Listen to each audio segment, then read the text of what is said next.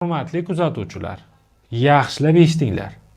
Jinsiy olatni tarang turishi prostata kasalligi bilan 99% aloqasi yo'q. Assalomu alaykum hurmatli kuzatuvchilar. Bugungi mavzuyimiz erkaklarning ikkinchi yuragi bo'lgan prostata haqida bo'ladi. Prostatani yallig'lanishi, ya'ni prostatit kasalligini uy sharoitida davolashni to'liq boshidan oxirigacha o'rgatamiz. Videoni oxirigacha ko'ring. Video albatta siz uchun va yaqinlaringiz uchun foydali bo'ladi degan umiddamiz. Uni tarqatib qo'yishni unutmang. Demak, prostatit bu nima degani? Prostata bor, prostatit bor. Ko'pchilik ko'rgimizga keladi, doktor menda prostata bor ekan deydi. Prostata bu erkakning ikkinchi yuragi, ya'ni uni siydik yo'li tizimidagi a'zosi hisoblanadi. Ya'ni bu hamma erkaklarda bo'ladigan organ. Prostatit esa shu prostataning yallig'lanish, ya'ni shamollagandan keyin bo'ladigan kasallik holatiga prostatit deb aytiladi. Demak, o'zi birinchi navbatda tushunib olishimiz kerak, prostatitda o'zi qanaqa belgilar bo'ladi. Bu sizda mavjudmi o'zi prostatit? Balkim sizda prostatit emasdir, boshqa muammodir. Prostatitni asosan o'tkir va surunkali prostatitlarga bo'linadi. O'tkir prostatit o'tkir boshlanadi. O'tkir siydik tutilishi ham bo'lib qolishi mumkin. Siyganda achishish, tana haroratini ko'tarilishi albatta 38-39 darajagacha va bundan tashqari tuxumlar orqa teshik sohasidagi og'riq va prostata rektal ko'rilganda prostata bezi shishganligini ko'rishimiz mumkin va bemor tez kam-kamdan hojatxonaga boradi. Lekin buni o'tkir prostatit bilan bog'lash uchun albatta bemorda temperatura holati bo'lishi kerak. Demak, bu o'tkir prostatitning belgisi hisoblanadi. Yana takrorlab o'taman. Tana haroratining ko'tarilishi, qaltirash, tez hojatga borish, qovuq sohasidagi og'riq, siygandan so'ng siydik qolib ketishi, tuxumlar va orqa teshik sohasidagi og'riq kabi belgilar, demak, bu o'tkir prostatit uchun xos. Surunkali prostatit kasalligida prostatani shikoyatlari juda ham har xil va xilma-xil bo'ladi. U og'riqdan boshlab turli xildagi suyuqlik kelishigacha, turli xildagi aloqadan keyin achishlar, diskomfortgacha bo'lgan turli xildagi belgilar bilan namoyon bo'ladi. Demak, bular qaysilar? Siyib bo'lgandan so'ng siydik qolib ketish hissiyoti, siyganda biroz achishish, jinsiy aloqadan so'ng urug' chiqqandan so'ng siydik borgan paytda achishish hissiyotini bo'lishi yoki umuman sperma chiqqan paytda achishish og'riqlarning yuzaga kelishi, bundan tashqari urug'ning rangini o'zgarishi, masalan, sarg'ayib qolishi mumkin yoki qanaqadir qonli holatlar ham bo'lishi mumkin. Bunda ham prostatani yallig'lanishi.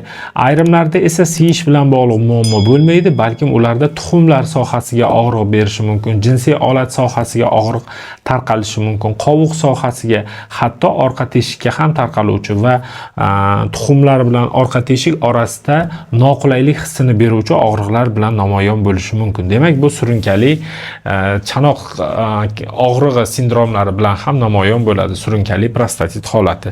Demak, yuqorida prostatit. Keyin ko'pincha e'tibor berib qolaman, doktor, menda prostata kasalligi bor, nimaga unaqa deyapsiz deb so'raganimda aytishadiki, turishi bilan muammo bo'lyapti, tarangligi oldingida emas.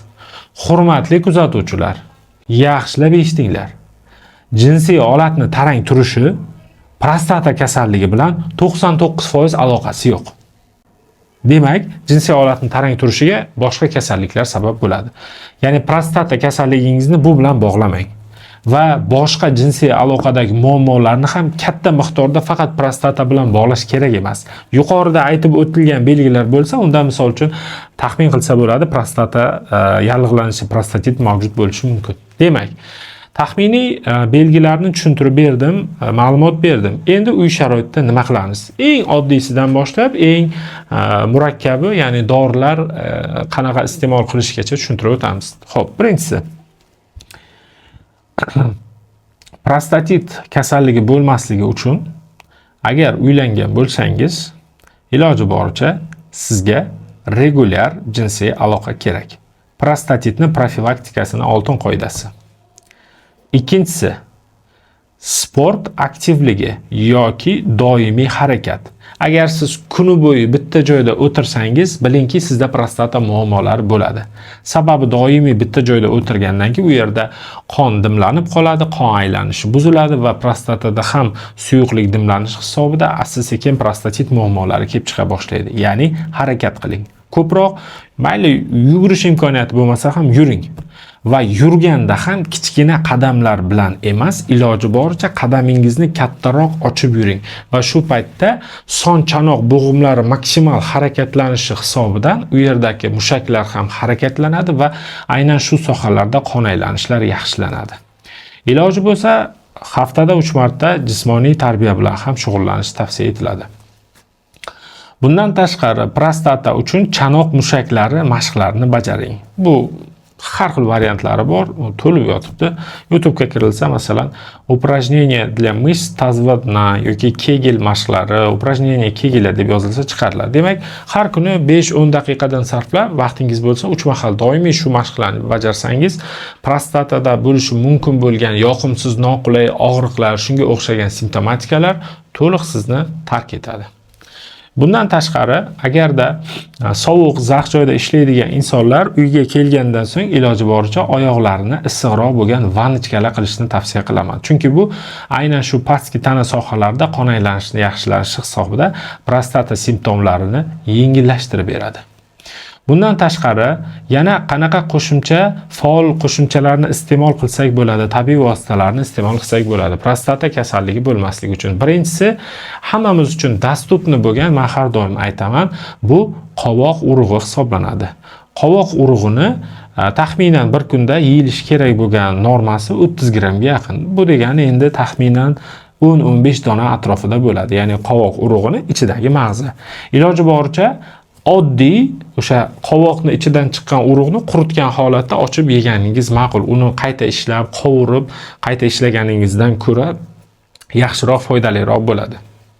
Demak, qovoq urug'ini foydasi nimadan iborat? Tarkibida sink moddasi tutadi. Prostata yallig'lanishini kamaytiradi. Prostata kattalashishini oldini oladi va prostatadagi siydik yo'lida siydik chiqishi bilan bog'liq muammolarni kamaytirib berish xususiyatiga ega hisoblanadi. Keyingi tabiiy vositalardan bittasi, keyin aytib o'tish kerak, qovoq urug'ini aynan masalan shu quritib yeyiladigan shakldan tashqari, masalan, turli xil biologik faol qo'shimchalar sotadigan yoki aptekalarda ham sotiladi. Qovoq urug'ini kapsuladagi yog'li variantlari bor. Hatto qovoq urug'idan qilingan o'sha maslalar ham bor. Ya'ni shulardan iste'mol qilsangiz ham bo'ladi. Endi u foydalanuvchi qaysi birini tanlashiga bog'liq.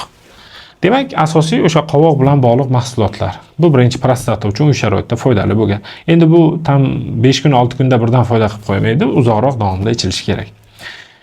Ikkinchisi, bu tabiiy vositalardan ko'pchilikka ma'lum bo'lgan Prostamol Uno yoki Sulfapalmetto deydi yoki Permixon preparati ham mavjud. Demak, bularning hammasini sostavi Serena repens degan o'simlik.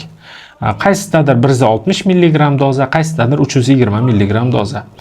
Bu ham prostatani o'sishini kamaytiradi, kelajakda prostata adenomasini oldini oladi, prostatadan siyishini yaxshilab beradi va prostatadan chiqadigan o'sishiga ta'sir qiladigan dihidrotestosteron gormonini ham pasaytirishi orqali prostatani kattalashishiga va prostatit kabi belgilarni yuzaga kelishini oldini oladi. Ayniqsa prostata adenomasida, ya'ni yosh katta insonlarda prostatani kattalashda juda ham foydali hisoblanadi. Kunlik dozasi 160 va 320 mg dozalarda. Demak, bu odatda bitta kapsuladan to'g'ri keladi. Xo'p, undan keyingisi prostata uchun kerakli bo'lgan mikroelementlardan bittasi bu sink hisoblanadi. Sinkni pikolinat shaklida ichish mumkin yoki salgar sinklardan ham olsa bo'ladi. Taxminan 25 va 50 mg dozalar oralig'ida, masalan, eng kichkina doza deylik 25 mg tanlasak, bir tabletka bir mahal doimiy, masalan, 1 oy, 1,5 oy davomida ichib yurishimiz prostatadagi yallig'lanishlarni, prostatadagi bo'ladigan bo'ladigan oksidativ stress jarayonlarini oldini oladi. Bundan tashqari selen degan mikroelement mavjud, 100-200 mikrogramm dozada chiqadi. Demak, buni ham kuniga bitta tabletkadan bir mahal bir oy davomida ichilsa, misol uchun juda ham uzoq ichishni tavsiya qilmayman, chunki o'ziga yarasha toksik ta'sirlari bor. Kelajakda prostata rakini oldini olish o'ziga yarasha shunaqa xususiyatlari ham bor. Keyin prostata rakini kelajakda olinishi, ya'ni shu surunkali prostatitni shamollashni rak kasalligiga aylanishini oldini oladigan mahsulotdan bittasi bu pomidor hisoblanadi. Sababi pomidorning tarkibida likopin degan modda mavjud hisoblanadi. Likopin esa bu aynan prostatadagi rak hujayralarining rivojlanishini oldini oladi va likopinni pomidor yeb ham qabul qilishingiz mumkin yoki biologik faol qo'shimchalar sotadigan turli xil do'kon, aptekalarda likopin nomi bilan ham sotiladigan preparatlar mavjud hisoblanadi. Demak, biz yuqorida aytib o'tganlarimiz bu tabiiy uy sharoitida qilishingiz mumkin bo'lgan vositalar. Endi bundan tashqari asosiy prostatitni davolash asosida yoki prostata adenomasini davolash asosida keyingi etap preparatlar, bular kimyoviy preparatlar hisoblanadi. Ya'ni uy sharoitida bularni o'z boshimchaligi bilan ichib bo'lmaydi. Nima uchun? Sababi, masalan, prostatit kasalligi bilan bemor murojaat qildi, albatta shifokor uni tekshirib ko'radi. Prostatit bu oddiy yallig'lanish ketyaptimi yoki qanaqadir bakteriyalar hisobiga shamollash ketyaptimi yoki ayoldan o'tgan infeksiyalar hisobiga shamollash ketyaptimi? Shunga qarab vrach mikrobakteriyalarning mavjudligini konkretni aniqlab, antibakterial preparatlarni beradi, ya'ni antibiotiklarni. To'g'ri kelgan antibiotik ichib o'tirmanglar, foydasi yo'q. Prostatitni to'liq davolash uchun konkretni bakpasev qilib, qanaqa antibiotik ta'sir qilinishi yoki prostatit ayollardan o'tgan infeksiyalar hisobidan bo'ladigan bo'lsa, uni aniqlab dori beriladi va dori ham iloji boricha 28 kungacha beriladi. Vrach nazorati ostida bo'ladi. Uy sharoitida buni qila olmaysizlar va noto'g'ri dori ishlatish orqali bekordan bekorga ahvolingizni og'irlashtirib qo'yasiz.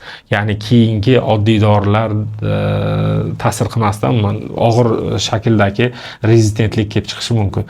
Demak, agar prostatada shunaqa bakteriyalar, infeksiyalar bo'ladigan bo'lsa, antibakterial preparatlar. Bundan tashqari yallig'lanishga qarshi preparatlar, bu har xil turdagi, masalan, ko'pchilik biladigan diklofenakni svechalar ham misol bo'ladi, lekin bular ham albatta vrach nazorati ostida berilishi kerak. O'zingiz qo'yganingiz bilan qo'shimcha oshqozoningizda og'riq chaqirishingiz mumkin va kasalligingizni yanada og'ir holatga keltirib qo'yishingiz mumkin.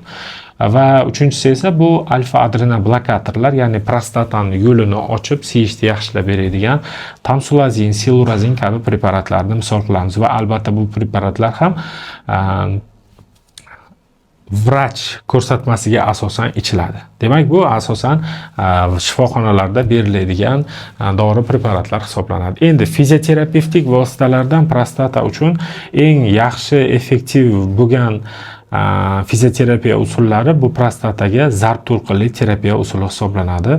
Zarb to'lqinli terapiya agar yaxshi ishlab chiqaruvchi firmalarniki bo'lsa, aynan prostatada turli xildagi probkalarni yig'ilib qolishini yo'lini ochib, uni tashqariga chiqishini yordam beradi. Demak, iloji boricha maksimal harakat qildim prostatit yallig'lanishni uy sharoitida qanaqa qilib oldini olish va qanaqa davolash usullari mavjudligi haqida.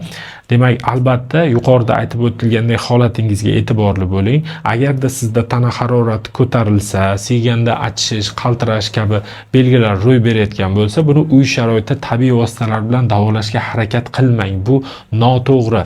Ya'ni tana harorati ko'tarilganda zudlik bilan shifokor ko'rigiga borish kerak, ahvolingizni og'irlashtirmasdan. Lekin prostatangizni oldini olmoqchi bo'lsangiz, ya'ni shu yallig'lanishini, prostatit kasalligini oldini olmoqchi bo'lsangiz, yuqoridagi tabiiy tavsiyalarni albatta amalga oshirsangiz, bu kasallik sizni uzoq vaqt davomida bezovta qilmaydi. Siz bilan urolog, androlog shifokor Allayorov Javohir bo'ldi. Sog'lig'ingizga e'tiborli bo'ling. Siz bilan keyingi videolarda ko'rishguncha salomat bo'ling. Agarda siz vrach bilan bog'lanmoqchi bo'lsangiz, pastdagi raqamlar orqali Telegramdan aloqaga chiqishingiz mumkin.